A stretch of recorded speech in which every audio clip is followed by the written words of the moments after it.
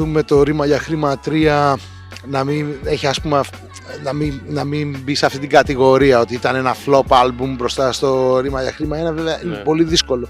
Όχι για μένα, για οποιονδήποτε να συναγωνιστεί το Ρήμα για χρήμα 1, γιατί όντως ήμουνα στα ντουζένια μου τότε. Αλλά αυτή τη φορά έχω νέο αίμα μαζί μου, έχω τον Νίκο, ο οποίος είναι 100 φορές καλύτερος από μένα. Είναι πώς είναι ο Ρακ σε σχέση με τον Αντρέα. Έτσι είναι και ο Νίκος 100 φορές καλύτερος και δεν φοβάμαι. Βασικά ξέρεις τι, εγώ αγκαλιάζω και την αποτυχία μου, μ' αρέσει. Βασικά δεν μ' αρέσει να ακούσω μια ιστορία που να είναι όλο επιτυχία. Θέλει το πάνω κάτω. Θέλει να φας και τα μούτρα σου μια φορά. Πρέπει να έχεις και την αποτυχία σου. Αλλιώς δεν θα εκτιμηθεί η επιτυχία σου ή... Δεν ξέρω, νομίζω πιο πολύ ενδιαφέρον έχει μια ιστορία που δεν πήγε καλά. Τσάι με μέλι θα έλεγα. Τσάι με μέλι. Γιατί το λεμόνι είναι ξινό, ενώ φαίνεσαι στην κάμερα λίγο ξινός. Είσαι γλυκό, παιδί. Να πούμε ότι με είπε Λεμονόπουλος τώρα.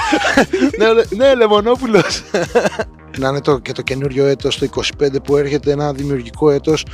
Ας ελπίσουμε δεν θα δούμε πόλεμο.